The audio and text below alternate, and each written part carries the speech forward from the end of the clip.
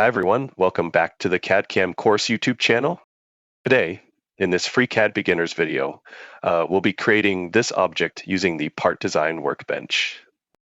I'll be using this reference isometric drawing here to grab my dimensions from for the model. If you've followed my previous videos, you know we always start by breaking down complex solids into simple, easy steps. For this tutorial, I've split the process into 6 simple and easy steps. I'll walk you through each one in the sketch, and you can follow along with this PDF guide. I'll drop a link below if you'd like to download it. All right, let's jump in. All right, the step 1 is pretty simple. We will begin by creating this side profile using Polyline tool and constrain as per given dimensions. So first go to Part Design Workbench. Click on Create Sketch Tool. FreeCAD will show you 3 primary planes. Here we'll select the right plane. That's the YZ plane. And click OK. Now, we will break down this side profile further into 2 parts. And we will first model this C channel-like shape. So let's grab the Polyline tool. Start at the origin and create a kind of rough shape. No need to be perfect. While drawing with the Polyline tool, we will try to make the horizontal and vertical lines constrain accordingly, which can be ensured through these little horizontal and vertical constraint symbols. Pro tip, while sketching in FreeCAD, I recommend switching to CAD navigation mode. Why? Because if your sketch goes off screen, you can just hold the middle mouse button and drag it back, and you won't exit the Polyline tool. Zoom in and out as needed too. It's super handy, especially for complex shapes.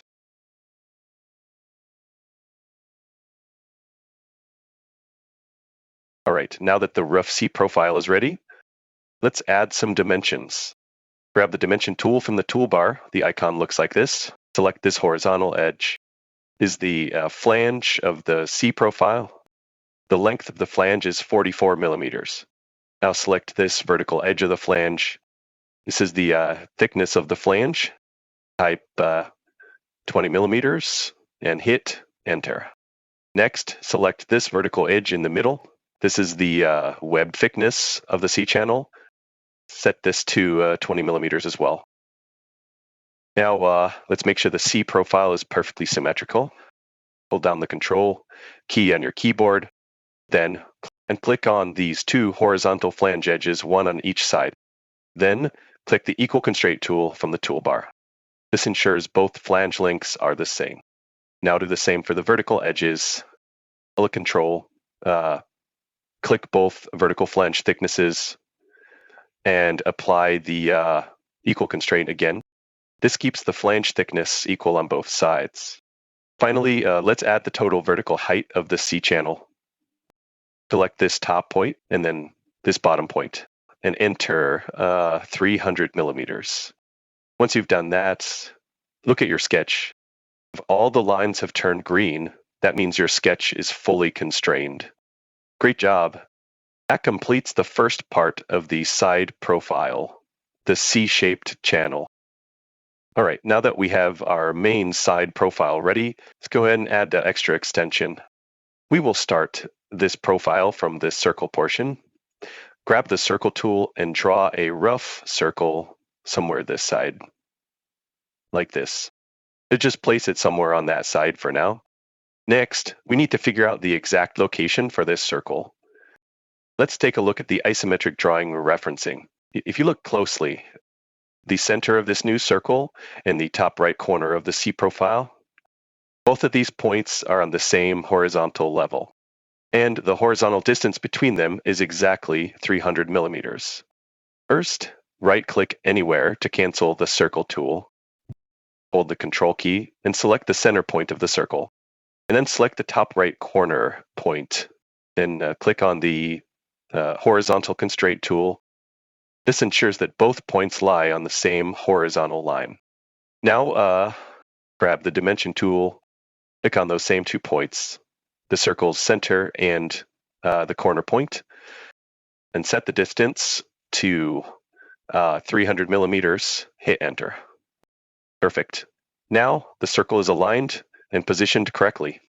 Next, we'll build the connecting profile that extends from this circle back into the main shape. Grab the polyline tool from the Sketcher toolbar. Click to start drawing around the circle like this.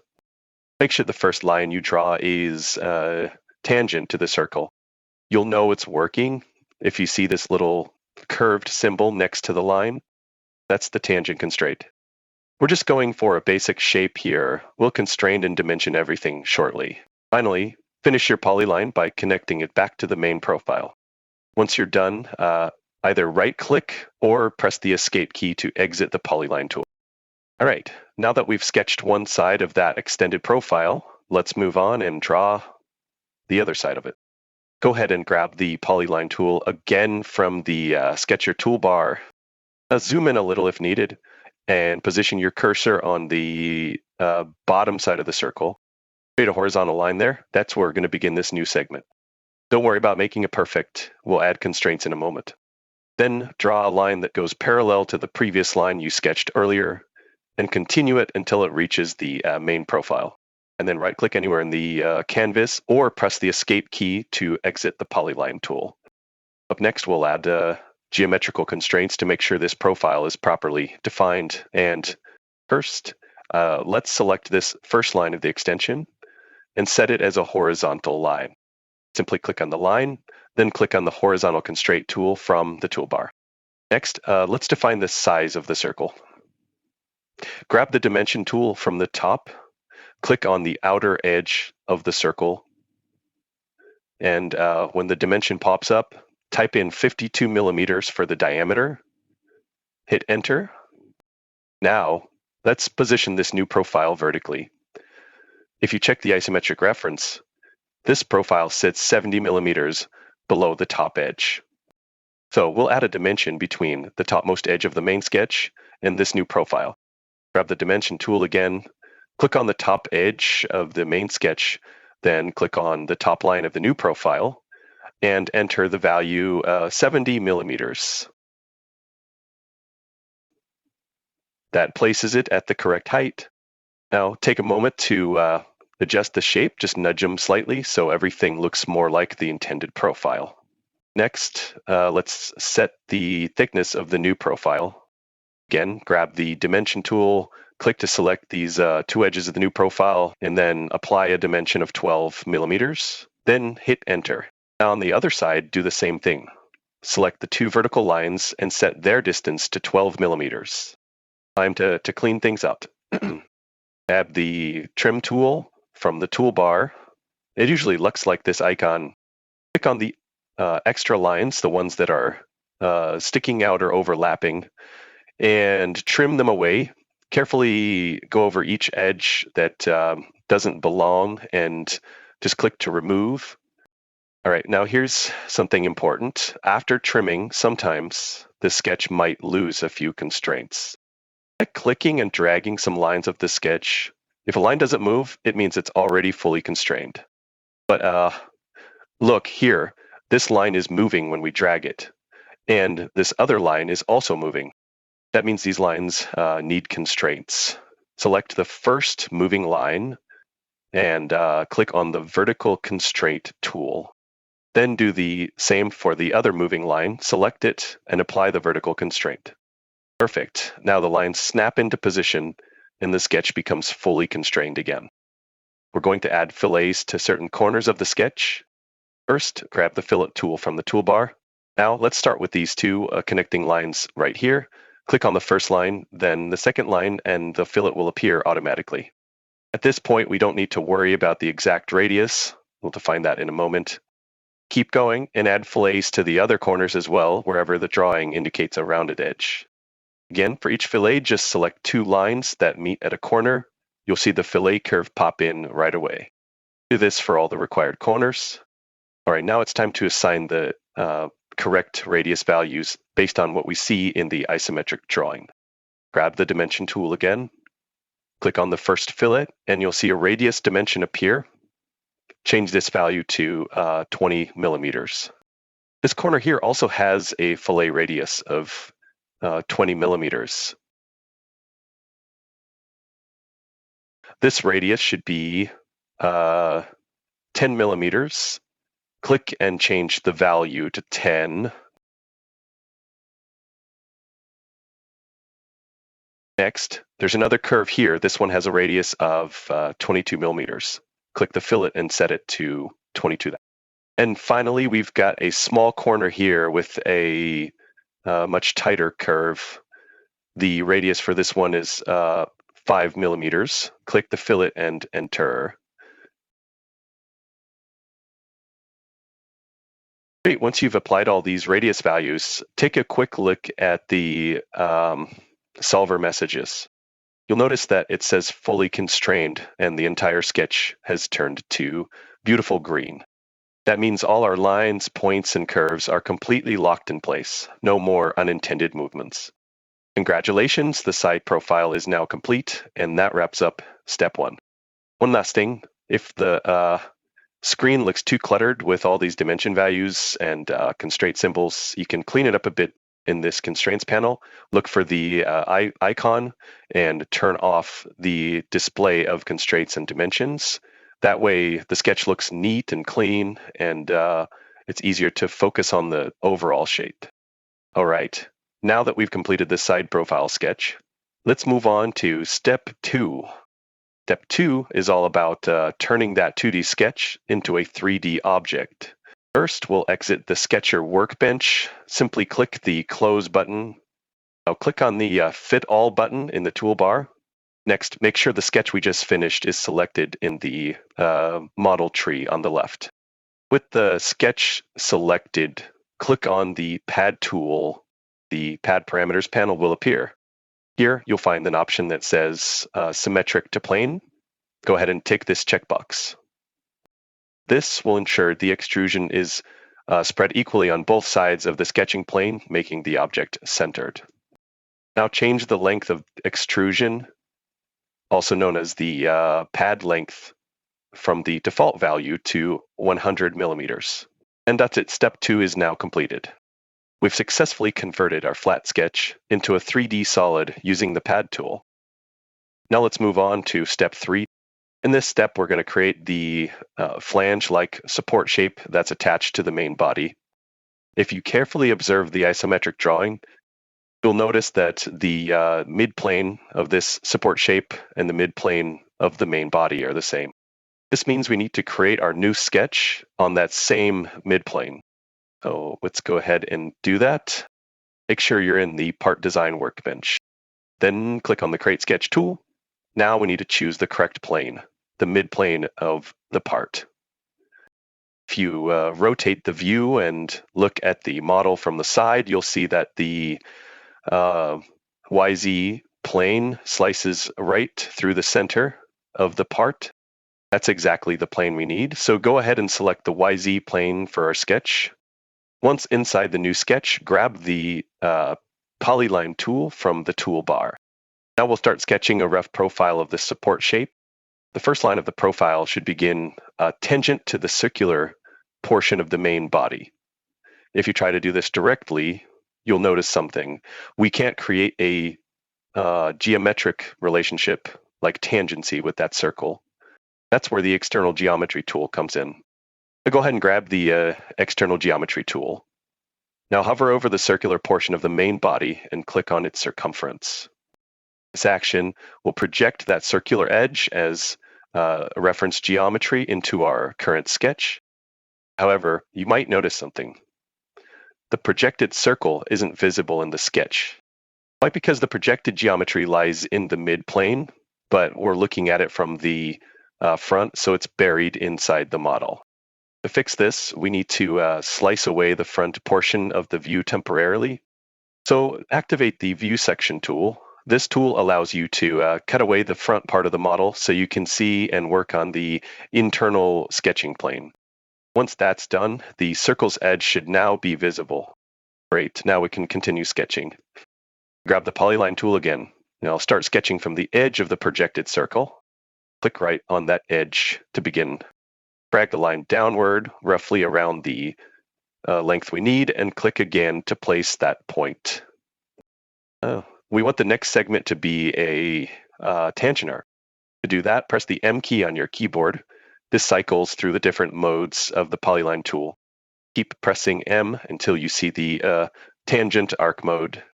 As it's active, draw an arc that curves out like this and place the point. Next, draw a horizontal line by simply clicking again in a straight horizontal direction. Once more, press M to switch the polyline mode back to arc. Draw another arc to turn the shape downwards again. End this arc at the vertical line of the main body, making sure it touches it. And that's it. We've drawn a rough profile of the Flame's support shape. Now right-click or press the Escape key to exit the polyline tool. Now that we've drawn the rough shape of the flange-like support, let's move on to constraining it properly using the dimensions from the isometric drawing. First, we'll make this vertical line tangent to the circular portion of the main body. Hold down the Control key, then click on this vertical line and click on the circle we started from. Then click on the Tangent Constraint tool from the toolbar. A pop-up window appears, letting us know that earlier these two elements were related by a point-to-sector tangency, but now we're applying a new constraint, an endpoint-to-edge tangency. So it's warning us that the old relation will be removed. That's totally fine. Just click OK to accept the change. Perfect. Now the vertical line is tangent to the circle. Let's do the same for the other arc. We want it to be tangent to the vertical line of the main body. But if you look at it now, that vertical line isn't available in this sketch. So what do? We use the external geometry tool again, grab the external geometry tool, and click on the vertical edge of the main body, the one where our arc should end. This will project it into the sketch as a pink reference line. Now hold Control, click on the arc, then click on the pink vertical line, and then click on the Tangent Constraint tool, and done. Now these two are tangent as well. Now we'll begin applying the known dimensions from the isometric drawing. First, grab the Dimension tool, click on the first arc, and set the radius to 70 millimeters. Then do the same for the other arc, click on it, and set its radius also to 70 millimeters. Now let's make sure the middle horizontal line is actually horizontal. Click on that line, and then click the Horizontal Constraint tool from the toolbar. Done. Now, according to the isometric drawing, this horizontal line should be 120 millimeters above the base of the main body. To set this up, we'll use the Dimension tool. Grab the Dimension tool, click on the horizontal line, then click on the base point. Then drag the mouse sideways to place the dimension and enter the value 120 millimeters. Look at that. The sketch turned green. That means it is now fully constrained. All right, the next step is to extrude this flange-like support shape using the pad tool, but we can't do that yet. And here's why. Our current sketch is not a closed shape. Let me explain what that means. We've only drawn one side of the profile. Even though the other side is already bounded by the solid we made earlier, that boundary does not belong to this sketch. It's part of the 3D solid, not the sketch on this plane. So from the sketch's point of view, this shape is like an open wire, not a closed loop. Let's try running the pad operation and see what happens. First, close the current sketch. Now we're back in the part design workbench. With the sketch so selected, click on the pad tool. And here it is, an error message appears. It says, wire is not closed 2 times. That means it found 2 gaps, which are the 2 endpoints of the open wire that we never connected. So go ahead and cancel the pad operation. Now we need to fix the sketch. Right-click on the sketch and select Edit Sketch to go back into the Sketcher workbench. The solution here is simple. We need to draw a polyline along the boundary of the main body and close the loop. But to do that, we need reference lines from the solid geometry. So grab the external geometry tool again, click on all the edges that form the inner boundary of this shape. This will project those solid edges into our sketch as pink reference lines. Now we'll trace over them with a polyline to close the sketch. Grab the polyline tool, start from here, the open end point of the sketch. Click once to begin and draw a straight line along the first edge. Next, we want to add an arc. Press the M key repeatedly to cycle through polyline modes until you get the tangent arc mode. Then snap the arc to the next reference point. Now switch back to straight line mode and draw along the next segment. Again, press M to switch to arc mode. Snap the arc to the next point. Continue this process until you reach the other open endpoint of the sketch.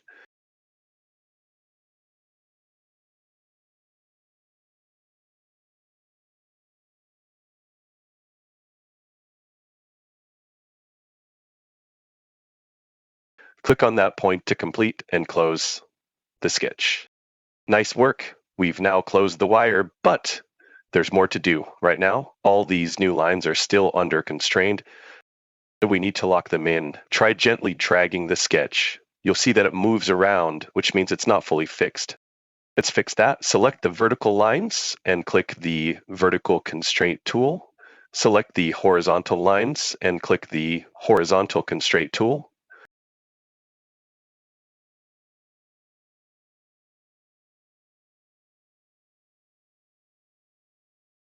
Now try moving it again.